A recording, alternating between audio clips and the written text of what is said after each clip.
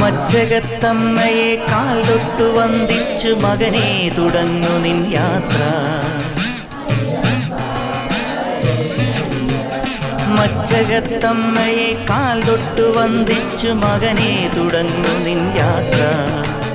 അദ്വൈത വേദാന്ത ചിന്തതൻ വഴിയിലൂടെ ആദ്യന്തമില്ലാത്ത യാത്ര. ഒരറിവില്ല പൈതലിൻ യാത്ര. മച്ചകത്തമ്മയെ കാൽ തൊട്ടു വന്ദിച്ചു മകനെ തുടങ്ങു